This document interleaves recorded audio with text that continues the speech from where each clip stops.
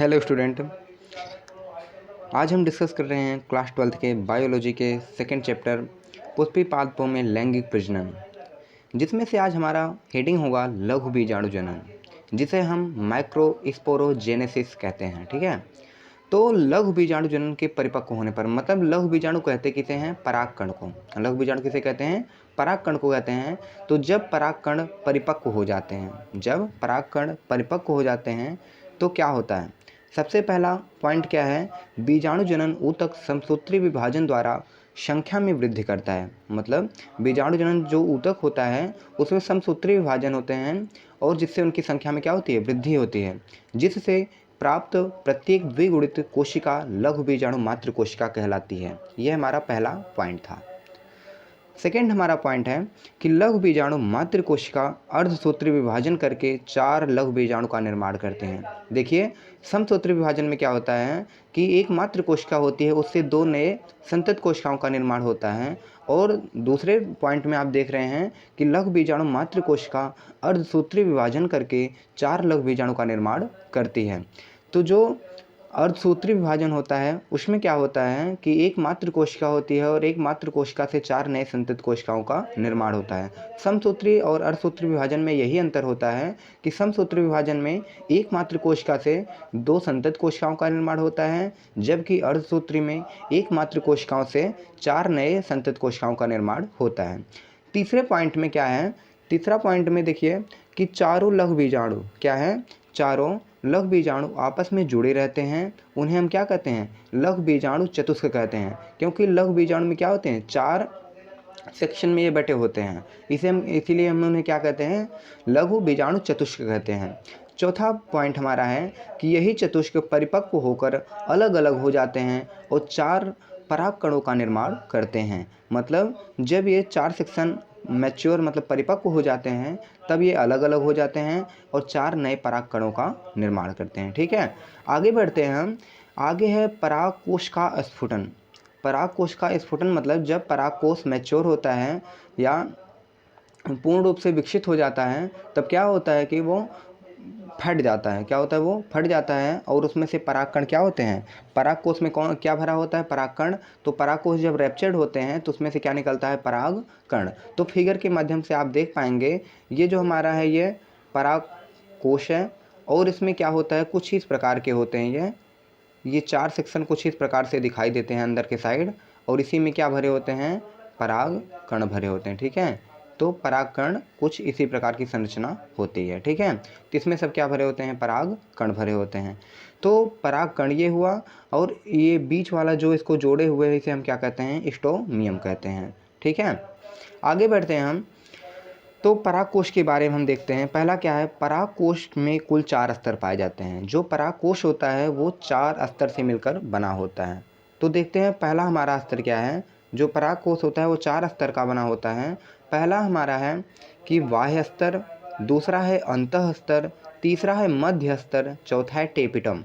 तो परागकोश 4 स्तर का बना होता है। पहला होता है सबसे बाहरी बाह्य स्तर, उसके अंदर अंतः स्तर, और अंतः स्तर के अंदर क्या होता है? मध्य स्तर, और मध्य स्तर के ठीक नीचे क्या होता है? टेपिटम होता है।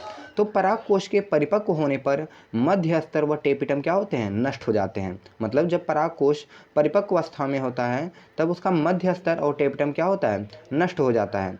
और तीसरा पॉइंट है हमारा स्टोमियम वाले। तीसरा हमारा पॉइंट है कि स्टोमियम वाले स्थान पर अंतः स्तर वाली पतली, मतलब कि वो जो लेयर होता है वो अंतःस्थिशियम का होता है, और स्टोमियम स्थान पर उपस्थित अंतः स्तर की कोशिकाएं जल हान करके क्या होती हैं? सिकुड़ जाती हैं, जिससे बाह्य स्तर पर तनाव बढ़ता है और परागकोश स्टोमियम स्थान से क्या होती है? फट जाती है। मतलब जो परागकोश का स्टोमियम वाला स्थान होता है वहीं से परागकोश क्या होता है? फट जाता है और उसमें से पराग कण निकल जाते हैं। नेक्स्ट हमारा पॉइंट है कि जिससे परागकोश से परागकण स्वतंत्र हो जाते हैं। मतलब जब स्टोमियम से परागकोश रैप्चर्ड हो गया या फटेगा तो क्या होते हैं? उसमें से परागकण बाहर आ जाते हैं। अगला हमारा पॉइंट है नर युग्मकोद्भिद का विकास। मतलब नर युग्मकोद्भिद का विकास कैसे होता है? तो देखिए, ये पहले फिगर से आप देख पाएंगे। नर युग्मकोद्भिद का मतलब क्या होता है? नर युग्मक। नर युग्मक कहते हैं किसे हैं? पराग कण को। तो पराग कण होता किसमें है? पराग कोश में होता है। ये देखिए इसमें जनन कोशिकाएं हैं और जो परागकण होते हैं वो कहाँ पर होते हैं, वो वर्तिकाग्र पर आकर गिरते हैं और होते किस में हैं, पराग कोश में होते हैं। तो पराग कोश से परागकण जब बाहर निकल करके वर्तिकाग्र पर पहुंचते हैं तो यही घटना क्या कहलाती है, परागण कहलाती है। तो ये देखिए हमारा ये फिगर जो है वो इससे आप देख पाएंगे, सबसे ऊपरी भाग क्या कहलाता है, वर्तिका कहलाता है। बीच का जो तंतु वाला भाग होता है, जो नलीनुमा संरचना बनाता है, उसे हम वर्तिका कहते हैं। और उसके अंदर जो होता है वो बीजांड होता है, जिसे ओव्यूल कहते हैं। और ये होता किस में है, अंडाशय में होता है। और ये रहा आपका पराग नलिका। पराग नलिका आगे चल करके किससे जुड़ी होती हैं, पराग कोश से जुड़ी होती हैं। आगे बढ़ते हैं हम। आगे हमारी हेडिंग है परागकण की संरचना। अगली हमारी हेडिंग है कि स्ट्रक्चर ऑफ पोलन ग्रेन, मतलब कि परागकण की संरचना होती क्या है। तो परागकण मेनली देखिए कितने लेयर से मिलकर बने होते हैं। जो पहला इसका लेयर होता है वो बाह्यचोल होता है। क्या होता है, बाह्यचोल। दूसरा होता है अंतःचोल। क्या होता है, बाह्यचोल और अंतःचोल। तो बाह्यचोल मतलब जो परागकण की बाहरी संरचना होती है उसे हम बाह्यचोल कहते हैं, और उसके अंदर का जो संरचना होता है या लेयर होता है उसे हम क्या कहते हैं, अंतःचोल कहते हैं। जहाँ पर ये समाप्त होते हैं बाह्यचोल, उसे हम क्या कहते हैं, जनन छिद्र कहते हैं। क्या कहते हैं, जनन छिद्र। और उसके अंदर एक केंद्रक पाया जाता है जिसे हम क्या कहते हैं, वर्धी केंद्रक कहते हैं। और वर्धी केंद्रक होते किस में हैं, वर्धी कोशिका में होते हैं। ठीक है। और ये रही जनन कोशिका और दूसरा क्या रहा, जनन केंद्रक। ठीक है। तो आगे बढ़ते हैं हम, इसके बारे में डीपली नॉलेज लेते हैं, देखते हैं क्या है। तो परागकण होता क्या है, परागकण नर युग्मकोद्भिद की प्रथम कोशिका होती है। परागकण होती क्या है, परागकण नर युग्मकोद्भिद की प्रथम कोशिका होती है। परागकण एक अगुणित कोशिका होती है और इसमें दो भित्तियाँ पाई जाती हैं। तो दो भित्तियाँ हमने अभी ऊपर डिस्कस किया। दो भित्तियाँ कौन कौन सी होती है, पहली जो होती है उसे हम क्या कहते हैं, पहले को हम कहते हैं बाहरी भित्ति। पहले को क्या कहते हैं, बाह्य भित्ति, जिसे हम बाहरी चोल कहते हैं। दूसरे को हम कहते हैं आंतरिक भित्ति, जिसे हम अंतःचोल के नाम से जानते हैं। तो आइए इन्हें अलग अलग हम डिस्कस करते हैं, देखते हैं ये क्या है। तो बाह्य चोल जो होता है, बाह्य चोल या बाह्य भित्ति जो होती है, तो बाह्य चोल एक अत्यधिक प्रतिरोधक वशीय पदार्थ स्पोरोपोलेनिन से मिलकर बना होता है। जो बाह्य चोल होता है वो किससे मिलकर बना होता है, स्पोरोपोलेनिन। ये एक रसायन होता है जिससे मिलकर ये बाह्य चोल बना होता है। स्पोरोपोलेनिन पर किसी भी ताप, अम्ल, क्षार आदि का प्रभाव नहीं पड़ता है और यही कारण होता है कि परागकणों का जैविक अपघटन नहीं होता है। मतलब स्पोरोपोलेनिन की उपस्थिति के कारण परागकण पर ताप, अम्ल, क्षार आदि का कोई प्रभाव नहीं होता है, जिसके कारण इन्हें जैविक विधियों द्वारा नष्ट नहीं किया जा सकता है। और आगे बढ़ते हैं अंतःचोल की ओर। अंतःचोल होता क्या है, तो जो अंतःचोल है, अंतःचोल पेक्टोसेलुलोज से मिलकर बना होता है। किससे मिलकर बना होता है, पेक्टोसेलुलोज। और इसमें क्या था, स्पोरोपोलेनिन। तो बाह्यचोल स्पोरोपोलेनिन से और अंतःचोल पेक्टोसेलुलोज से मिलकर बना होता है। अतः चोल से पराग नलिका का निर्माण होता है। तो अंतःचोल जो होती है वही पराग नलिका का निर्माण करती है। आगे बढ़ते हैं हम, परागकोश का, परागकणों का जो परागकोश से निकलने से पहले इनके केंद्रक में विभाजन हो जाता है। मतलब जब परागकण परागकोश से नहीं निकलते हैं उससे पहले ही परागकणों में क्या हो जाता है, केंद्रक में विभाजन होता है और केंद्रकों का निर्माण होता है। तो उसमें दो प्रकार के केंद्रक बनते हैं। पहला हमारा होता है वर्धी केंद्रक, दूसरा हमारा है जनन केंद्रक। पहला वर्धी केंद्रक होता है, दूसरा जनन केंद्रक होता है। और फिर कोशिका द्रव्य का विभाजन होता है और वर्धी कोशिका और जनन कोशिका का निर्माण हो जाता है। तो आगे बढ़ें, तो पहला हमारा पॉइंट है, पहला हमारा पॉइंट देखते हैं क्या है। पहला पॉइंट है हमारा, बाह्यचोल से जगह जगह छिद्र पाए जाते हैं। जो बाह्यचोल होता है जहाँ पर समाप्त होता है उसमें क्या होता है, जगह जगह छिद्र पाए जाते हैं, जिसे हम क्या कहते हैं, जनन छिद्र कहते हैं। और जिससे पराग नलिका मतलब वहाँ से उत्पन्न होती है या निकलती है। दूसरा पॉइंट हमारा है कि पराग द्वितीय कोश की अवस्था में परागकण परागकोश से मुक्त होते हैं और परागकण की क्रिया द्वारा मादा पुष्प के वर्तिकाग्र पर पहुँचते हैं। इसका मतलब ये हुआ, जो द्विकोशिकी मतलब जो डायोड हमारा सेल बना हुआ है वो परागकण किससे मुक्त होंगे, परागकोश से। क्योंकि परागकोश में होता क्या है, परागकण होते हैं। तो परागकण जो है वो परागकोश से निकल करके किस पर पहुंचते हैं, वर्तिकाग्र पर। तो परागकोश से परागकण जब निकल करके वर्तिकाग्र पर पहुंचते हैं तो वर्तिकाग्र पर पहुंचने की ही प्रक्रिया क्या कहलाती है, परागण कहलाती है। क्या कहलाती है, परागण। ठीक है। तो तीसरा हमारा पॉइंट है कि वर्तिकाग्र पर पहुंचकर परागकण का अंकुरण होता है। जब वर्तिकाग्र पर परागकण पहुंचते हैं तो वहाँ पर ये क्या होते हैं, अंकुरित होते हैं और परागकण के जनन छिद्र के माध्यम से अंतःचोल द्वारा पराग नलिका का ये क्या करते हैं, निर्माण कर देते हैं। आगे अगला हमारा पॉइंट है कि यह पराग नलिका बढ़ते हुए बीजांड में प्रवेश करती है। यह पराग नलिका बढ़ते हुए बीजांड में प्रवेश करती है और जनन कोशिका पराग नलिका के माध्यम से बीजांड में पहुंचता है और जनन कोशिका पराग नलिका रास्ते में ही समसूत्री विभाजित होकर के 2 नर युग्मक का निर्माण कर लेती है। कितने समसूत्री विभाजन द्वारा ये क्या करती है, 2 नर युग्मक का निर्माण कर लेती है। ठीक है, तो आगे हम बढ़ें। अगला हमारा हेडिंग है जायांग, जिसे हम क्या कहते हैं, गायनोशियम। क्या कहते हैं, गायनोशियम। तो जायांग जो होता है स्त्री केसर, बहुत सारे स्त्री केसर मिलकर के जायांग का निर्माण करते हैं और हमें पता है कि जायांग जो होता है पुष्प का कौन सा भाग होता है, मादा भाग होता है। ठीक है, तो जायांग जो है वो पुष्प का मादा भाग होता है जिसकी इकाई को स्त्री केसर या क्या कहते हैं, अंडक कहते हैं। प्रत्येक स्त्री केसर में 3 संरचना होती हैं। पहला क्या होता है, वर्तिका होती है। पहला होता है वर्तिकाग्र, दूसरा होता है वर्तिका और तीसरा होता है अंडाशय। पहला क्या है, वर्तिका है, दूसरा क्या है, पहला है वर्तिकाग्र, दूसरा है वर्तिका, तीसरा है अंडाशय। तो स्त्री केसर का शीर्ष भाग वर्तिकाग्र तथा आधार का भाग अंडाशय कहलाता है। जो स्त्री केसर होता है, हमने आपको बताया बहुत सारे स्त्री केसर मिलकर के किसका निर्माण करते हैं, जायांग का। तो स्त्री केसर का जो शीर्ष भाग होता है वो वर्तिकाग्र तथा आधार का भाग अंडाशय कहलाता है। और वर्तिकाग्र और अंडाशय को जो जोड़ने वाली नली होती है वही क्या कहलाती है, वर्तिका कहलाती है। आइए आगे हम देखते हैं बीजांड की संरचना। तो बीजांड होते कैसे हैं, ये देखिए फिगर के माध्यम से आप देख पाएंगे। तो बीजांड की संरचना कुछ इस प्रकार से होती है। तो पहले आप देखेंगे ये बीजांड वृंत है। क्या है, बीजांड वृंत। और ये रहा बीजांड द्वार। बीजांड द्वार होता क्या है, जहाँ से अध्यावरण जहाँ पर आकर के समाप्त होते हैं वहाँ पर एक छिद्र बनता है जिसे हम क्या कहते हैं, बीजांड द्वार कहते हैं।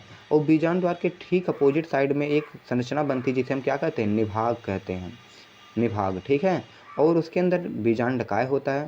देखिए इसमें 2-3 प्रकार की कोशिकाएं पाई जाती हैं, जैसे वह प्रतिमुख कोशिका, दूसरा है अंड कोशिका, तीसरा है सहायक कोशिका। ठीक है, और ये सब होते किस में हैं, भ्रूण कोश में। किस में होते हैं, भ्रूण कोश में। और ये ढके किससे होते हैं, अध्यावरण से। और ये अंदर होता है द्वितीयक केंद्रक। ठीक है, तो द्वितीयक केंद्रक, अब देखिए जो अर्धसूत्री विभाजन के द्वारा 4 बने थे और फिर उसमें अर्धसूत्री विभाजन समसूत्री विभाजन होता है, 4 से कितने हो गए, 8 हो गए। मतलब 1 में 2 हुआ, तो समसूत्री विभाजन में 1 से 2 होते हैं। तो समसूत्री विभाजन से 4 से कितने हो गए थे, ये 8 हो गए थे, जिसमें से 4 जो है निभाग की ओर चले गए थे और 4 जो है बीजांड द्वार की ओर थे। ठीक है, तो जो निभाग की ओर 4 गए थे उसमें से एक बीच में आ जाता है और जो बीजांड द्वार इसकी ओर एक है, इसमें से क्या होता है, एक इधर से बीच में चला जाता है जो कि द्वितीयक केंद्रक का निर्माण करता है। ठीक है, तो आप फिगर के माध्यम से एकदम स्पष्ट देख पाएंगे। आगे बढ़ते हैं हम। तो आगे है प्रत्येक बीजांड एक पतली संरचना द्वारा अंडाशय से जुड़ा होता है। जो बीजांड होता है वो एक पतली संरचना द्वारा, किससे, एक पतली संरचना द्वारा अंडाशय से जुड़ा होता है जिसे हम क्या कहते हैं, बीजांड वृंत। आप ये फिगर देखिएगा, यही है बीजांड वृंत। जो नलीनुमा संरचना है उसी को हम क्या कहते हैं, बीजांड वृंत। और ये किससे जोड़ता है, इसे अंडाशय से जोड़ता है। बीजांड 1 या 2 आवरणों से घिरा होता है। बाहरी आवरण को बाह्य अध्यावरण और आंतरिक आवरण को अंतः अध्यावरण कहते हैं। जो बीजांड होता है वह 2 आवरणों से, मतलब कि 2 लेयर से घिरा होता है। पहला जो होता है उसे हम बाह्य आवरण कहते हैं और दूसरा मतलब कि बाह्य अध्यावरण कहते हैं और दूसरे को आंतरिक अध्यावरण कहते हैं। ठीक है, तो आगे बढ़ते हैं हम। अध्यावरण बीजांड के एक स्थान पर अपूर्ण होता है। मतलब जो अध्यावरण होता है, बीजांड की एक स्थिति आती है जब वहाँ पर वो क्या होते हैं, समाप्त होते हैं। और बीजांड का अध्यावरण जिस स्थान पर समाप्त होता है वहीं पर बीजांड द्वार का निर्माण होता है। ठीक है, आगे बढ़ें। अगले पॉइंट में क्या है कि बीजांड का वह भाग जहाँ से अध्यावरण निकलता है, मतलब बीजांड का वह भाग जहाँ से अध्यावरण निकलता है उसे हम क्या कहते हैं, निभाग कहते हैं, जिसे हम इंग्लिश में चलाजा कहते हैं, चलजा। तो जो हमेशा बीजांड द्वार के विपरीत दिशा में होता है। अभी आप ऊपर फिगर के माध्यम से देख पाए थे कि जो बीजांड जहाँ पर अध्यावरण समाप्त होता है उसी को मतलब जहाँ से निकलता है अध्यावरण उसी को हम क्या कहते हैं, निभाग कहते हैं। क्या कहते हैं, निभाग। और जो हमेशा क्या होते हैं, बीजांड द्वार के विपरीत दिशा में उपस्थित होते हैं। अगला हमारा पॉइंट है कि बीजांड के अंदर मृद ऊतक कोशिकाओं का समूह होता है जिसे हम क्या कहते हैं, बीजांड काय कहते हैं। तो बीजांड के अंदर कुछ सॉफ्ट टिश्यू पाए जाते हैं जिसे हम क्या कहते हैं, बीजांड काय कहते हैं। अगली हमारा पॉइंट है कि बीजांड काय, जो हमारा बीजांड काय है, बीजांड काय के मध्य में एक थैलीनुमा संरचना होती है। बीजांड काय के मध्य में एक थैलीनुमा संरचना होती है जिसे हम क्या कहते हैं, भ्रूण कोश या एम्ब्रियो सैक के नाम से हम जानते हैं। और भ्रूण कोश में तीन कोशिकाएं पाई जाती हैं। भ्रूण कोश में कितनी कोशिकाएं पाई जाती हैं, 3 कोशिकाएं पाई जाती हैं। ये 3 जो होती हैं निभाग की तरफ होती हैं जिसे हम क्या कहते हैं, प्रतिमुख कोशिका। क्या कहते हैं, प्रतिमुख कोशिका। और जो होती हैं 3 भ्रूणकोश के मध्य में, मतलब कि 2 जो हैं भ्रूणकोश के मध्य में पाई जाती हैं जिसे हम क्या कहते हैं, द्वितीयक केंद्रक कहते हैं। 3 जो होगी निभाग की ओर पाई जाएंगी जिसे हम प्रतिमुख कोशिका कहेंगे। और 2 जो हैं वो भ्रूणकोश के मध्य में पाई जाएंगी जिसे हम क्या कहते हैं, द्वितीयक केंद्रक कहते हैं। और 3 जो हैं वो बीजांड द्वार की ओर पाई जाती हैं। और 3 जो हैं वो बीजांड द्वार की ओर पाई जाती हैं जिसे हम मध्य कोशिका या अंड कोशिका कहते हैं। और उनके बगल बगल में जो कोशिकाएं पाई जाती हैं उसे हम क्या कहते हैं, सहायक कोशिका कहते हैं। ठीक है, बढ़ते हैं हम आगे। अगला हमारा हेडिंग है बीजांड का परिवर्धन व गुर बीजाणु जनन। तो देखिए बीजांड का परिवर्धन मतलब बीजांड अब क्या होगा, डेवलप करेगा। और गुर बीजाणु जनन, देखिए अभी आप लघु बीजाणु जनन पढ़ रहे थे। लघु बीजाणु किसे कहते हैं हम, परागकण को कहते हैं। और गुर बीजाणु किसे कहते हैं हम, मादा के अंग मतलब कि मादा जननांग को कहते हैं, जो उसमें अंडक होते हैं उसी को हम क्या कहते हैं, गुर बीजाणु कहते हैं। अब देखिए उनका विकास कैसे होता है, ये फिगर के माध्यम से आप देखिएगा। ये सबसे पहला हमारा जो है यही है हमारा क्या है, बीजांड काय। बीजांड काय क्या होता है, भ्रूण कोश के अंदर कुछ मृदूतक कोशिकाएं पाई जाती हैं जिसे हम क्या कहते हैं, बीजांड काय कहते हैं। उसके अंदर देखिए एक प्रकार की एक कोशिका पाई जाती है जिसे हम क्या कहते हैं, प्रपशु कोशिका। क्या कहते हैं, प्रपशु कोशिका। उसमें से अब देखिए इसमें कोशिकाओं का निर्माण या भित्तियों का निर्माण शुरू हो गया है। पहले में देखिए प्राथमिक भित्तीय कोशिका, और ये दूसरा क्या है, गुर बीजाणु मातृ कोशिका। 2n क्या इंडिकेट कर रहा है कि ये क्या है, डिप्लॉयड है मतलब डायोड हैं। इसमें 2n का निर्माण होता है। और अब ये देखिए 2 कोशिकाएं थी, अब ये चौथे फेज में क्या हुआ कि 2 से ये क्या हो गई, 4 हो गई। मतलब किसमें क्या हो रहा है, समसूत्री विभाजन हो रहा है। अगर 1 से 2 तो 2 से कितने हो जाते हैं, 4 हो जाते हैं। और 4 से फिर कितने होते थे, 8 हो जाते थे। लेकिन इसकी फिगर के माध्यम से सिर्फ आपको एक ही इसमें दिखाया गया है, गुर बीजाणु बीच में जाकर के बन चुका है जिसे हम क्या कहते हैं, अंड कोशिका कहते हैं। अंड कोशिका कहते हैं। और ये होता किसमें है, भ्रूण कोश में होता है। ठीक है, तो बढ़ते हैं हम आगे। आगे क्या है, बीजांड तथा भ्रूणपोष की परिवर्धन की प्रक्रिया को ही क्या कहते हैं, गुर बीजाणु जनन। इंपॉर्टेंट है, ध्यान दीजिएगा। बीजांड अथवा भ्रूणपोष की परिवर्धन की प्रक्रिया ही क्या कहलाती है, गुर बीजाणु जनन कहलाती है। और बीजांड काय में उपस्थित मृद ऊतक कोशिकाओं में से एक अर्धस्तरीय कोशिकाओं आकार में बड़ी हो जाती हैं। मतलब ये कोशिकाएं क्या होंगी, आकार में बड़ी हो जाती हैं। और इसका कोशिका द्रव्य गाढ़ा होता है, गाढ़ा हो जाता है और केंद्रक बड़ा हो जाता है। और जब ये केंद्रक बड़ा हो जाता है उसी केंद्रक को हम क्या कहते हैं, प्रपशु कोशिका कहते हैं। अगले पॉइंट में है प्रपशु कोशिका में समसूत्री विभाजन होता है। तो हमने आपको बताया था एक थे तो 1 से 2 हो गए, 2 से समसूत्री विभाजन 2 से 4 हो जाते हैं। तो प्रपशु कोशिका क्या होती है, जब कोशिका द्रव्य गाढ़ा हो जाता है उसमें केंद्रक जो होता है वो क्या होता है, बड़ा हो जाता है। बड़े होने के कारण उसे हम क्या कहते हैं, प्रपशु कोशिका कहते हैं। तो प्रपशु कोशिका में समसूत्री विभाजन होता है जिससे बाहर की तरफ एक प्राथमिक भित्तीय कोशिका का निर्माण हो जाता है। अभी आपने ऊपर देखा कि इसमें क्या होता है, प्राथमिक भित्तीय कोशिका का निर्माण हो जाता है और भीतर की तरफ एक बीजाणु जनन कोशिका का निर्माण होता है।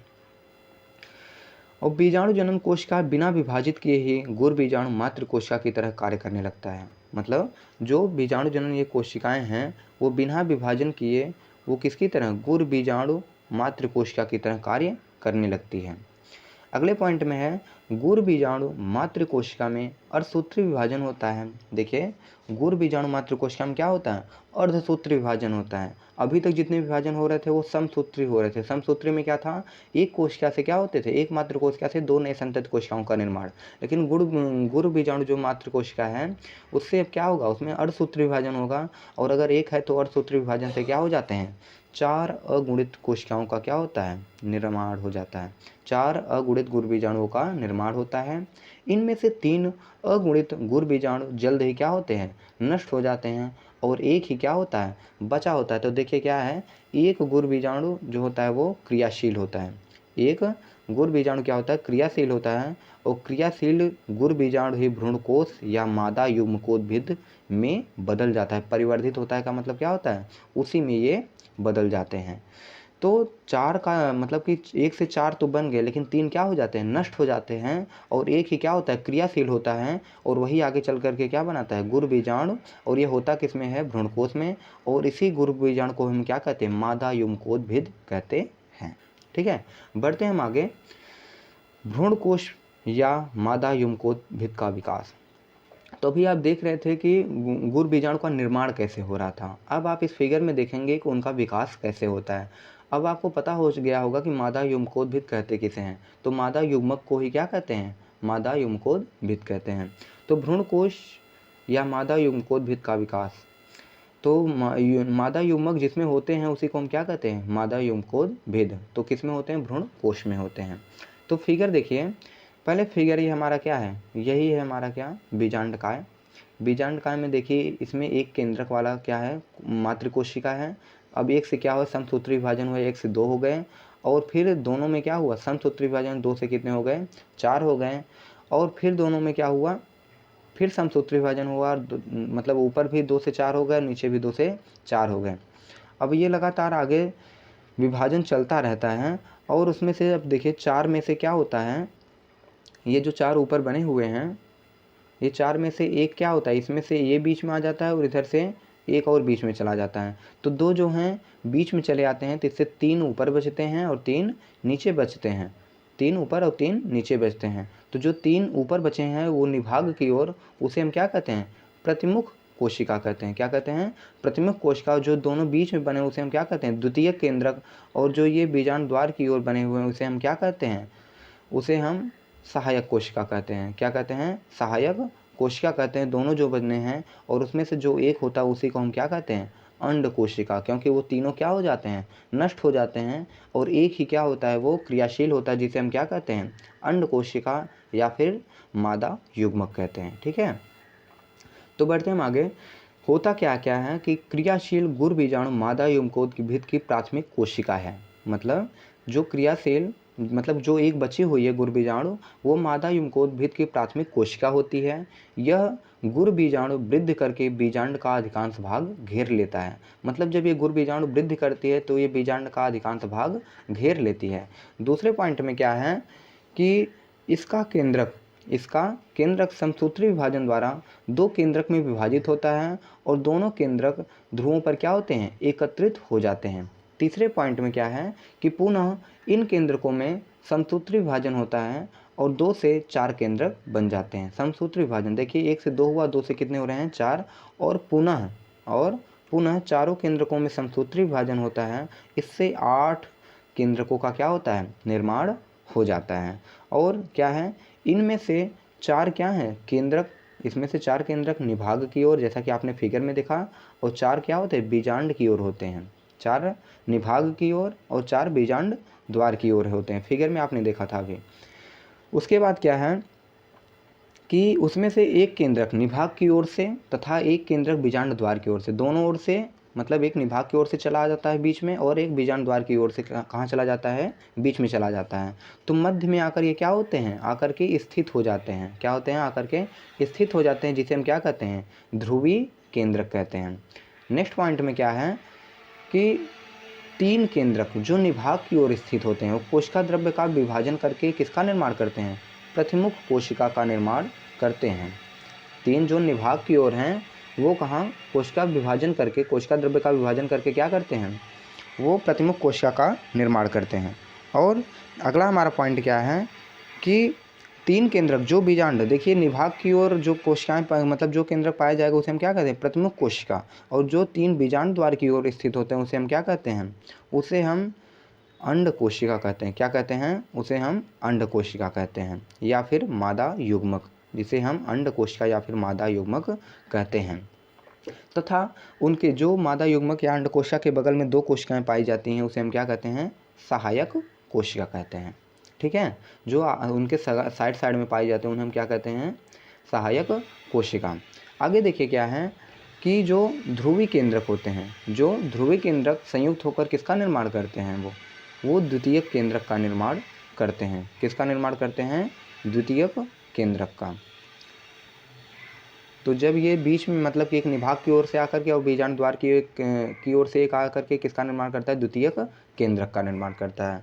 और अगला पॉइंट क्या है, परिपक्व मतलब मैच्योर जो भ्रूणकोश होगा वो 7 कोश की व 8 केंद्र की होता है। परिपक्व भ्रूणकोश क्या होता है, 7 कोश की होता है और 8 केंद्र की होता है, क्योंकि 8 केंद्रक उसमें उपस्थित हुए होते हैं। लेकिन उसमें से क्या होती है, अंडकोश क्या होती है जिसे गिना नहीं जाता है, इसलिए 7 कोश की और 8 केंद्र की होते हैं।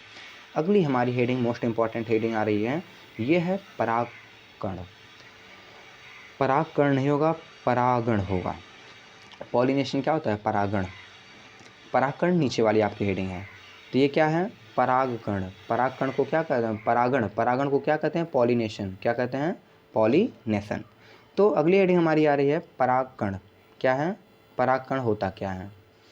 तो होता क्या है, परागकणों का परिपक्व परागकोश से निकलकर, मतलब जब परिपक्व परागकण परागकोश से निकलेंगे, क्योंकि कहाँ होते कहाँ हैं, परागकोश में होते हैं।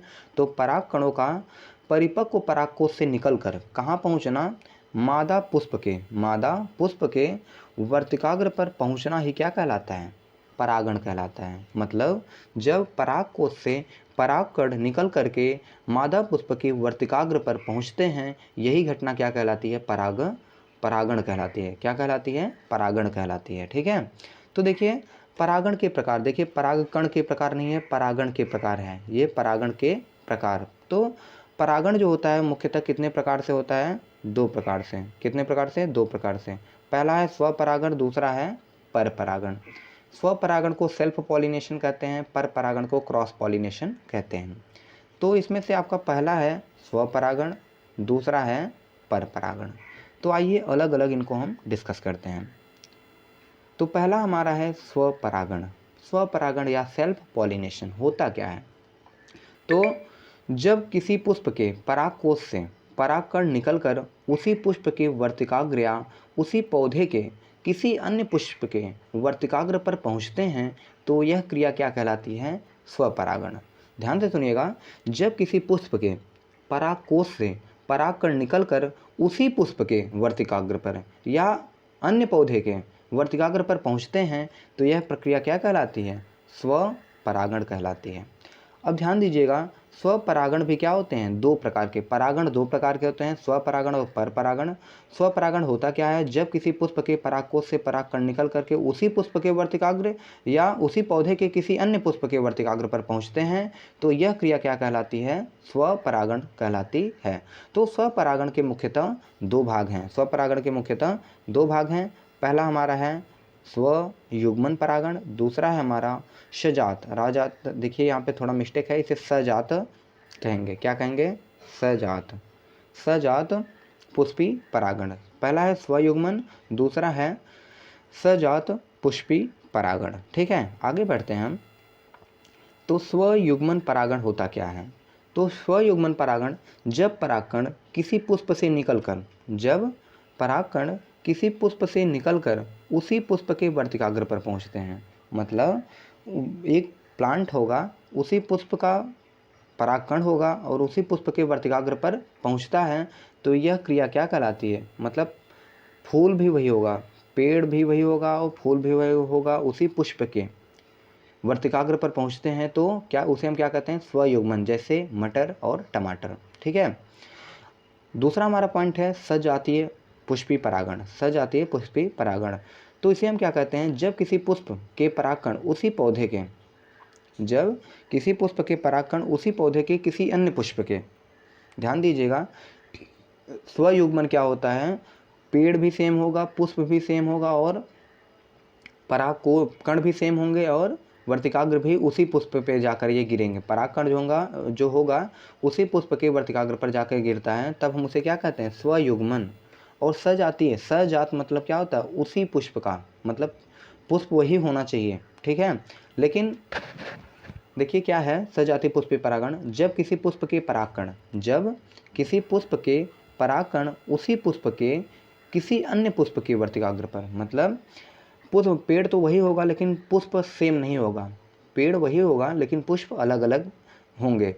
तो उसी वृक्ष के लेकिन पुष्प के अलग अलग, मतलब परागकण किसी अन्य पुष्प का होगा, वर्तिकाग्र किसी और पुष्प का होगा। तो जब ये इस प्रकार से पहुँचते हैं उसे हम क्या कहते हैं? सजातीय पुष्पी परागण। लेकिन उसमें क्या होना चाहिए? वृक्ष समान होना चाहिए, वृक्ष जो होगा वो समान होगा। पुष्प उसी वृक्ष के होंगे लेकिन अलग अलग होंगे, पुष्प जो होंगे वो अलग अलग होंगे, मतलब उसी वृक्ष का पुष्प होगा, एक से मतलब कि परागकण निकलेंगे और दूसरे पुष्प के उसी वृक्ष के दूसरे पुष्प के वर्तिकाग्र पर जाके गिरते हैं। जैसे ये किस में होता है? मक्का में। कैसे किस में होता है? ये मुख्यतः मक्के में होता है, मक्के में ऐसा देखने को मिलता है। अब देखिए हम पढ़ने चल रहे हैं स्वपरागण के लाभ, मतलब क्या क्या बेनिफिट होते हैं स्वपरागण के, सेल्फ पॉलिनेशन के क्या क्या बेनिफिट हैं। पहला है कि स्वपरागण की जो प्रक्रिया होती है वो क्या होती है? निश्चित होती है। स्वपरागण की प्रक्रिया निश्चित होती है। दूसरा हमारा पॉइंट है कि स्वपरागण से उत्पन्न बीज शुद्ध वंश क्रम वाले होते हैं। जो स्वपरागण करते हैं उनसे जो बीज उत्पन्न होता है क्या होता है? शुद्ध वंश क्रम वाले होते हैं। हानियाँ क्या क्या हैं? स्वपरागण की हानियाँ क्या हैं? तो स्वपरागण की हानियाँ ये हैं, पहला हमारा है स्वपरागण से उत्पन्न पौधे में जो विभिन्नताएं होती हैं वो नहीं आती है, मतलब जैसे उसकी मातृ कोशिका होगी उसी प्रकार से उनके संतत कोशिकाएं बढ़ती जाएंगी, उसमें कोई भी अंतर आपको देखने के लिए नहीं मिलेगा। तो पहली हानि यही है कि परागण से उत्पन्न पौधे में विभिन्नताएं नहीं आती हैं। और दूसरा पॉइंट है कि स्वपरागण से उत्पन्न पौधे में रोग प्रतिरोधक क्षमता कम पाई जाती है, मतलब रोग से लड़ने की क्षमता स्वपरागण से उत्पन्न जो पौधे होते हैं उनमें क्या होती है? प्रतिरोधक क्षमता कम पाई जाती है। अब दूसरी हेडिंग हमारी है क्या? परपरागण। परपरागण को कहते क्या हैं? Cross pollination. तो आइए इन्हें पढ़ते हैं, परपरागण होता क्या है। तो इस क्रिया में परपरागण होता क्या है? इस क्रिया में जो पुष्प होता है उसके परागकण उसी जाति के, मतलब उसी जाति के अन्य पौधे के पुष्प के वर्तिकाग्र पर पहुंचते हैं। मतलब इस क्रिया में होता क्या है? एक पुष्प के परागकण उसी जाति के अन्य पौधे के पुष्प के वर्तिकाग्र पर पहुंचते हैं। तो यह प्रक्रिया क्या कहलाती है? परागकण कहलाती है। मतलब अब ध्यान दीजिएगा, जैसे क्या होगा, वृक्ष मतलब जैसे मक्के का पेड़ हो गया, ठीक है, वो तो किस में होता है? स्वपरागण में, स्वपरागण का उदाहरण होता है। लेकिन जैसे ध्यान दीजिए कोई एक वृक्ष है, दो वृक्ष आपके समक्ष हों, ये दो प्रकार के वृक्ष हैं, ठीक है, मान लीजिए दो प्रकार के वृक्ष हैं। होता क्या है परपरागण में? ये भी वही वृक्ष है, ए वृक्ष है, ये भी मान लीजिए ए ही वृक्ष है, मतलब कि दोनों की जाति सेम होगी लेकिन वृक्ष क्या होंगे? अलग होंगे। अब इसका जो होगा परागकण, इस वृक्ष का मतलब ए वाले वृक्ष का जो परागकण होगा वो जो होगा दूसरे वाले वृक्ष के, मतलब दूसरे वाले वृक्ष के पुष्प के वर्तिकाग्र पर जा गिरेगा। तो यह प्रक्रिया क्या कहलाती है? पर परागण कहलाती है।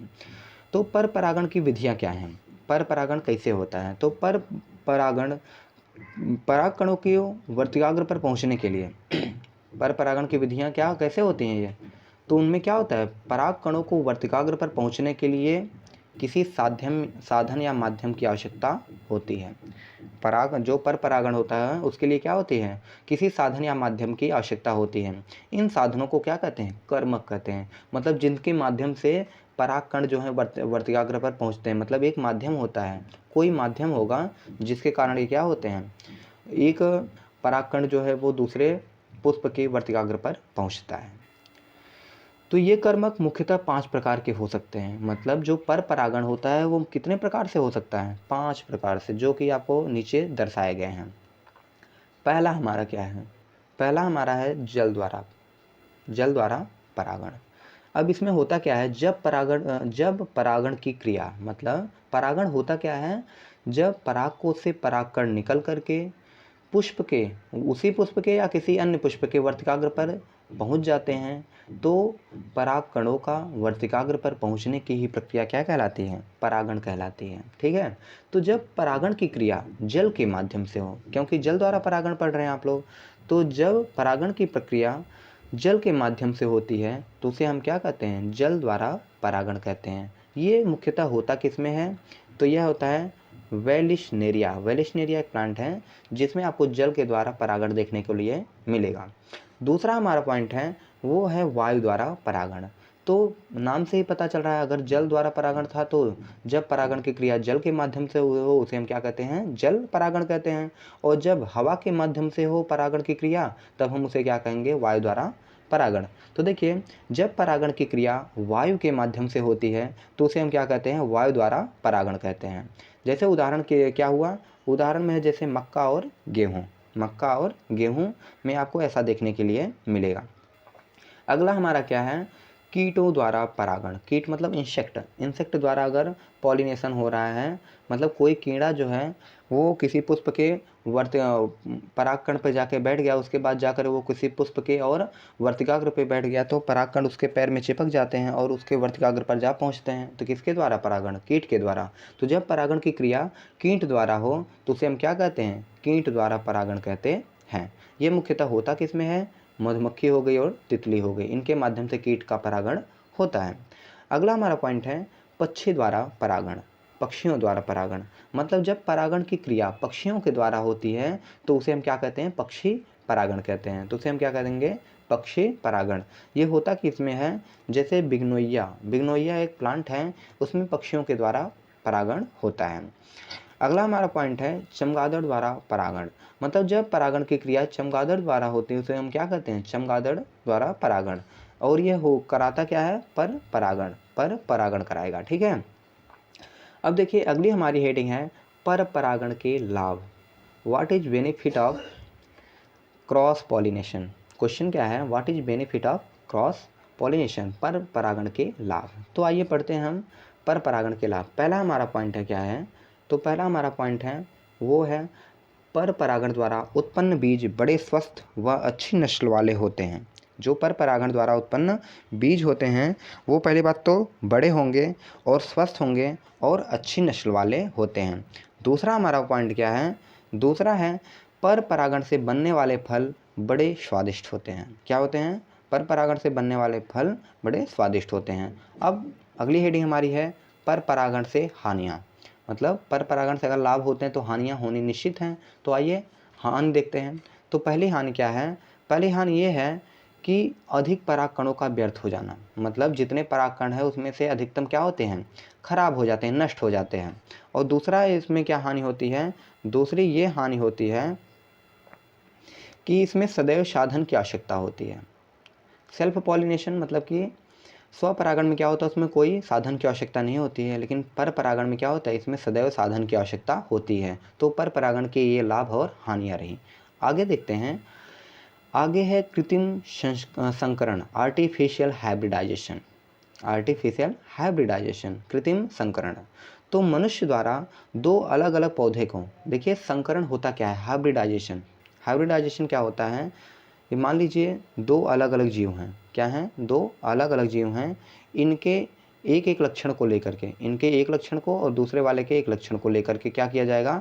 आपस में इनके लक्षणों से को क्या किया जाता है? संकरित कराया जाता है। तो आगे चल करके क्या होते हैं? तो इसमें मतलब एक इसका लक्षण हो जाता है, एक इसका लक्षण मिल करके क्या होते हैं? एक कृत्रिम मतलब कि संकरित हो जाते हैं। और ये इन दोनों से क्या होते हैं? अलग हो जाते हैं। तो ये जो नस्ल होती है इन दोनों से क्या होगी? बिल्कुल अलग होती है, जिसे हम क्या कहते हैं? संकर कहते हैं। जिसे हम क्या कहते हैं? संकर कहते हैं। और ये जिस प्रक्रिया से उत्पन्न होते हैं उसे हम क्या कहते हैं? संकरण कहते हैं। तो अभी हम पढ़ रहे हैं आर्टिफिशियल हाइब्रिडाइजेशन, कृत्रिम संकरण। क्या पढ़ रहे हैं हम लोग? Artificial hybridisation. ठीक है। तो होता क्या है? मनुष्य द्वारा दो अलग अलग पौधों के लक्षण को लेकर सर्वश्रेष्ठ लक्षणों वाले पौधों को बनाया जाता है, जिसे हम क्या कहते हैं? कृत्रिम संकरण। तो कृत्रिम संकरण के दो आवश्यक प्रक्रम होते हैं। मतलब कृत्रिम संकरण के दो आवश्यक क्रम होते हैं। पहला होता है विपुंसन। पहला क्या होता है?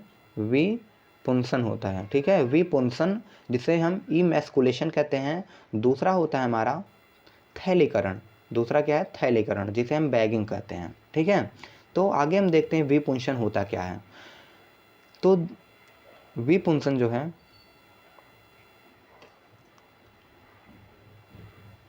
तो द्विलिंगी पुष्प में, द्विलिंगी पुष्प क्या होता है, जिसमें नर और मादा दोनों उपस्थित हो, तो उसे हम क्या कहेंगे, द्विलिंगी। एक लिंगी क्या होगा, जिसमें नर अलग पुष्प में और मादा अलग पुष्प में हो, उसे हम क्या कहेंगे, एक लिंगी कहेंगे। तो जब द्विलिंगी पुष्प में कलिका अवस्था में चिमटे की सहायता से, जब द्विलिंगी पुष्प में कलिका अवस्था में चिमटी के सहायता से उस पुष्प के परागकोश को निकाल दिया जाता है। ध्यान दीजिएगा, मतलब पुष्प क्या होगा, ऐसा पुष्प आपको दिया जाएगा जिसमें क्या होगा, उसमें नर युग्मक, मतलब कि नर जननांग भी होंगे और मादा जननांग भी होंगे, लेकिन उसे हम क्या किया जाता है, आर्टिफिशियल विधि द्वारा, कृत्रिम विधियों द्वारा उसके परागकोश को क्या किया जाता है, मतलब नर वाले भाग को उस पुष्प से नर के भाग को क्या कर दिया जाता है, अलग कर दिया जाता है। और जब उसे पुष्प से परागकोश को निकाल दिया जाता है, मतलब कि कृत्रिम विधियों द्वारा, उसे हम क्या कहते हैं, विपुंसन कहते हैं। विपुंसन की प्रक्रिया केवल द्विलिंगी पुष्पों में अपनाई जाती है। यह प्रक्रिया किसमें अपनाई जाती है, केवल द्विलिंगी पुष्पों में अपनाई जाती है। आगे देखते हैं थैलीकरण क्या होता है। थैलीकरण, तो इस प्रक्रिया में जो हमारा थैलीकरण है क्या होता है, इस प्रक्रिया में बंध्याकृत पुष्प के वर्तिकाग्र को छिद्रित थैली से क्या किया जाता है, ढक दिया जाता है। इससे अन्य पुष्प के परागकण इसमें नहीं पहुंच पाते हैं। देखिए बंध्याकृत पुष्प क्या होता है, जो बंध्याकृत पुष्प होते हैं मतलब उसमें बीज का निर्माण अब नहीं होगा, तो ऐसे पुष्प क्या कहलाते हैं, बंध्याकृत पुष्प कहलाते हैं। तो उनके वर्तिकाग्र में को क्या किया जाता है, छिद्रित थैली से क्या किया जाता है, ढक दिया जाता है। इससे अन्य पुष्प के, जब उसे ढक दिया जाएगा तो अन्य पुष्प के परागकण इस पर नहीं पहुंच पाते हैं, और जब नहीं पहुंच पाते हैं तो पुष्प के परिपक्व होने पर थैली को क्या किया जाता है, हटा दिया जाता है, और इसी को हम क्या कहते हैं, थैलीकरण कहते हैं। इसी को क्या कहते हैं, थैलीकरण कहते हैं। अगली हमारी हेडिंग क्या है, निषेचन, फर्टिलाइजेशन। क्या है, फर्टिलाइजेशन। देखिए अभी आप लोग आगे बहुत सारी चीज़ें पढ़ रहे थे, अब हमारी हेडिंग क्या आ रही है, निषेचन, फर्टिलाइजेशन। निषेचन कहते किसे हैं, ठीक है, ये हमारी हेडिंग होगी। तो आइए देखते हैं निषेचन क्या होता है। तो नर युग्मक एवं मादा युग्मक के संयोजन की क्रिया को क्या कहते हैं, निषेचन कहते हैं। ध्यान दीजिएगा, जब नर युग्मक और मादा युग्मक आपस में मिलते हैं तो उसे हम क्या कहते हैं, निषेचन कहते हैं। और उससे जब युग्मक एम्ब्रियो बन जाता है, मतलब कि क्या बनते हैं, जायगोट, युग्मनज का अगर निर्माण हो गया तो उसे जनन कहते हैं। निषेचन और जनन में यही अंतर होता है कि नर युग्मक और मादा युग्मक, जब नर युग्मक और मादा युग्मक आपस में मिलते हैं तो उसे हम क्या कहते हैं, निषेचन कहते हैं। और जब नर युग्मक और मादा युग्मक के मिलने से युग्मनज या जायगोट का निर्माण हो जाता है तब उसे हम क्या कहते हैं, जनन कहते हैं। तो पुष्पीय पौधों में आंतरिक निषेचन होता है। तो निषेचन हमें पता है दो प्रकार से होते हैं, एक बाह्य निषेचन होता है, एक आंतरिक निषेचन होता है। तो बाह्य निषेचन क्या होता है, वह निषेचन जो मादा शरीर के क्या हो, शरीर के बाहर हो, जो मादा शरीर के बाहर हो उसे हम क्या कहते हैं, बाह्य निषेचन। और आंतरिक निषेचन क्या होता है, जिसमें जो निषेचन, मतलब कि पुष्पीय पात्रों में आंतरिक निषेचन होता है। तो आंतरिक निषेचन होता क्या है, जब निषेचन की प्रक्रिया मादा शरीर के अंदर की ओर होती है तो उसे हम क्या कहते हैं, आंतरिक निषेचन। तो आगे हम पढ़ेंगे, क्या पढ़ेंगे, पराग कणों का अंकुरण एवं पराग नलिका का निर्माण। तो अगले लेक्चर में हम इसी को डिस्कस करेंगे। आज के लिए बस इतना ही, मिलते हैं हम आपसे अगले लेक्चर में। तो थैंक यू।